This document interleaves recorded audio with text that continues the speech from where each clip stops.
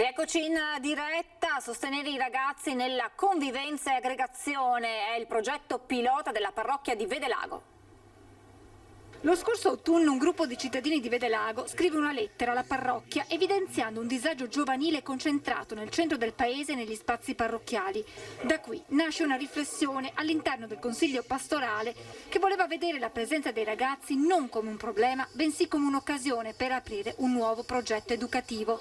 Così, attraverso la collaborazione con gli educatori di strada della cooperativa La S e i volontari del Circolo Noi, è iniziata un'attività di mappatura del territorio per conoscere le compagnie di ragazzi a Vedelago. Il nostro lavoro è quello di andare in luoghi informali di aggregazione giovanile e entrare in relazione con i ragazzi, costruire dei microprogetti volti al benessere personale. Parallelamente al lavoro con i ragazzi si è attivato un tavolo di confronto con gli adulti, ad unirli un principio comune, quello della tolleranza reciproca, l'occasione per capire quelle che sono le necessità dei giovani e presentarle a chi ha qualche anno in più. È emerso che hanno bisogno di un luogo di aggregazione informale che sia slegato ovviamente dalle altre realtà istituzionali, educative o non, un luogo dove potersi sfogare, giocare e chiacchierare serenamente. I bambini, i ragazzi hanno bisogno di ritrovare forme di aggregazione, un modo di stare insieme informale anche dove coltivare le relazioni, dove vivere il tempo libero che magari hanno a disposizione in maniera serena. Forti sono emerse le esigenze dei ragazzi dopo le restrizioni legate alla pandemia. I giovani sono pervasi da una forte energia, un forte senso di ricrescita, un forte senso di rinascita, di voglia di uscire, di divertirsi. Una dedica speciale per Elisa Campeola a Pieve di Soligo, dove ieri sera si sono disputati i campionati italiani master di atletica sui 5 chilometri. Vorrei dedicare questa mia corsa, questo mio record a Elisa, questa ragazza che è morta per 20 pugnalate, mi sembra, mentre stava prendendo il sole. Guarda, io la voglio dedicare a lei questa mia gara con tutto il cuore. Nadia Adandolo, ex azzurra di Campo San Piero, campionessa italiana SF55, dedica alla giovane 35enne barbaramente uccisa sul Piave a Moriago la sua vittoria ai campionati italiani master dei 5 km di corsa su strada a Pieve di Soligo, dove è stata ricordata anche la giovanissima Giulia Marin, ostacolista di Castelfranco Veneto, morta a soli 22 anni per un tumore. Corsa che doveva svolgersi a Ponte di Piave, poi la pandemia ha stravolto i piani. Il Covid ci ha costretto al blocco di tutto. Ponte di Piave poi si è resa disponibile attraverso la Regione Veneto di fare un centro vaccinazioni e quindi quest'anno non poteva permettersi di bloccare le vaccinazioni per noi per fare la gara. La gara l'avevamo già portata a casa perché la FIDAL ce l'aveva assegnata, per cui siamo venuti a Pieve di Soligo. Ringraziamo tra l'altro Pieve di Soligo perché l'accoglienza è stata veramente straordinaria. 350 partecipanti da 14 regioni, 127 società rappresentate, lo sforzo, la soddisfazione, i risultati di questi atleti, ma non solo. Per la nostra amministrazione la vittoria sarebbe proprio quella di vedere questi atleti oggi impegnati ritornare con più calma, con un altro momento, con le famiglie e essere nostri ospiti proprio in questa zona. Siamo venuti per visitare anche la città, unire lo sport alla bellezza della città, conoscere magari cose più particolari, posti nuovi e divertirci. Ci si diverte, conosci tanta gente, è bello. Visiti delle belle città. E bevi un buon prosecco. Tenersi in forma, pensare alla salute prima di tutta la cosa. La salute, abbiamo visto in questi anni, è fondamentale. Poi da lì in poi si può costruire qualcosa sempre a qualunque età. Tra un po' c'è la nostra categoria e lì sono un po' di dolori. E poi è che da grandi si impara a diventare giovani. Un bacio. Il 127 sta tagliando il traguardo. A lezione di voga e di rispetto ambientale per una ventina di ragazzini della Canottieri Stile Treviso. Ragazzi, mi raccomando, piano, 2 colpi e partiamo. Inizia l'avventura, è stabile. Pronti? 2 colpi e si va, contiamo, Partenza!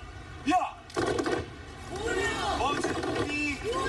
Metti una giornata di sole, lo splendido scenario del Sile e della natura che lo circonda, 20 bambini e un'iniziativa per il rispetto dell'ambiente. Si avrà la ricetta perfetta per un'esperienza formativa importante. È quella ideata dalla Canottieri Sile, la società sportiva più vecchia di Treviso, con un progetto Scuola Dragon Boat per insegnare ai bambini la voga, ma anche per avvicinarli attraverso giochi e visite guidate al rispetto della natura. Avvicinandoli alle diverse specie animali presenti lungo il Sile, e sia abbiamo in qualche modo anche stuzzicato i ragazzi con un'attenzione nei confronti del rispetto dell'ambiente, facendoli recuperare degli oggetti dimenticati da cittadini poco rispettosi. Cosa abbiamo recuperato, ragazzi? Parecchi vasi, sottovasi, abbiamo recuperato una bicicletta, un motorino, ok, abbiamo tutto documentato con delle foto. Cosa abbiamo trovato? Lattine, bottiglie. A vivere l'emozione di scendere in acqua con questa imbarcazione anche l'assessore all'ambiente del comune di Treviso, Alessandro Manera. Mi raccomando, tenete sempre tanto caro questo fiume, perché sarà la cosa che passerà noi, voi, quelli dopo di voi e ha passato quelli prima di noi. Quindi è una cosa importante quella che state facendo, è una cosa importante saperci andare su questo fiume. E poi tutti a bordo per un'uscita lungo le acque del Sile. 8, 9, 10. Presentato a Treviso il nuovo libro del magistrato Carlo Nordio. Un certo filo conduttore è nella giustizia, perché si parla di processi da quello a Gesù fino a quelli di Stalin, di Hitler e dell'Italia degli anni 50, 60 e 70. Una sorta di viaggio attraverso la storia e i suoi grandi processi raccontati da chi la giustizia la conosce nei minimi particolari.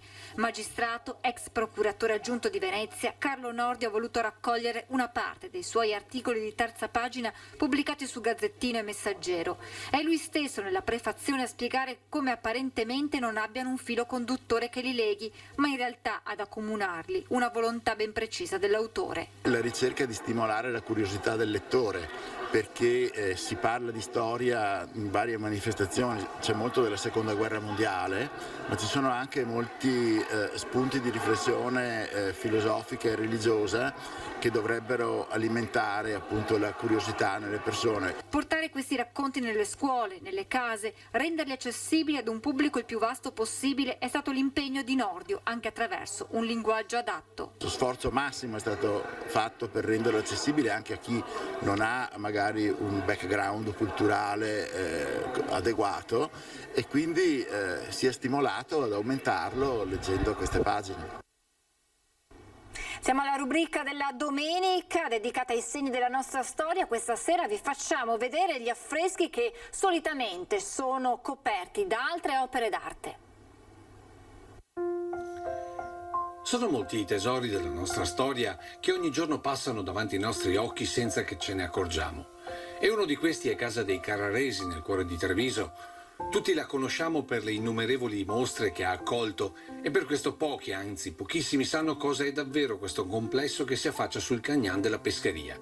Ad iniziare dal fatto che qui i palazzi in realtà sono due. Il complesso di Casa dei Carraresi comprende anche Ca' dei Brittoni, che è proprio la porzione in cui noi ci troviamo, e nasce anche questa in periodo medievale, e possiamo dire che dalla fine del 300 l'osteria della Croce, che era insediata principalmente in Casa dei Carraresi, si estende anche a questa porzione di Ca' dei Brittoni, che era invece nata come abitazione privata.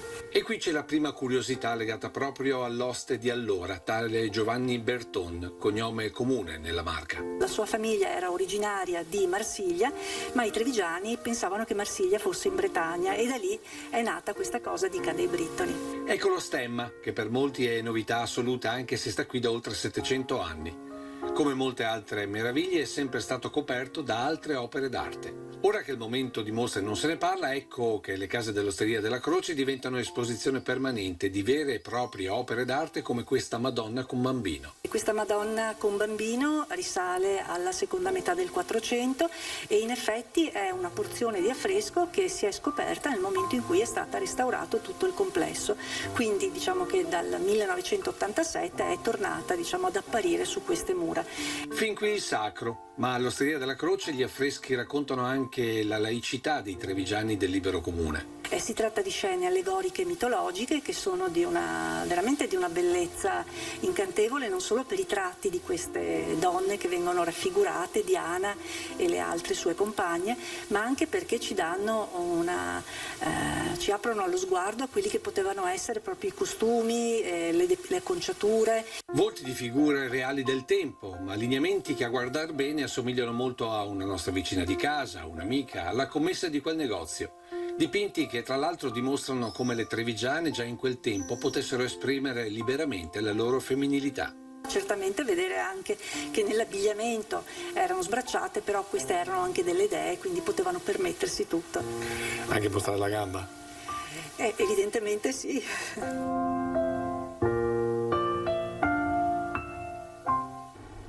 È tutto, vi lascio le previsioni del tempo. Grazie per averci seguito, buona serata.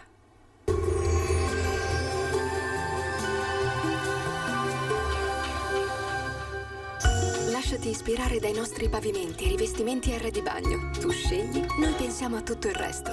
Meneghel, Aruncade, Treviso. Bentrovati al meteo. Inizio di settimana ancora con l'alta pressione africana, dunque il caldo e l'afa non si attenueranno, ma andiamo ad analizzare le previsioni meteorologiche per lunedì 28 giugno. Sul Veneto sempre bel tempo, sarà una giornata ampiamente soleggiata come vediamo. Il cielo si presenterà sereno, sgombro da nubi, al massimo velato, ma non sono attese piogge degne di nota. Temperature calde, roventi, minime tra 19 e 22 gradi, valori massimi compresi invece tra i 30 e i 35 gradi. Ci spostiamo ora sul Friuli Venezia Giulia. Stesso scenario, vedete, tanto sole dappertutto, anche in questo caso qualche nuvoletta ci sarà, ma innocua. Temperature minime tra 18 e 24 gradi, massime sui 32-34 gradi. Infine diamo uno sguardo alla situazione del Trentino Alto Adige. Anche qui sarà soleggiato un po' per tutto l'arco della giornata, senza piogge degne di nota. Temperature minime intorno ai 22 gradi, massime sui 35 gradi all'incirca. Dal meteo di Antena 3 per ora è tutto, grazie per l'attenzione e arrivederci.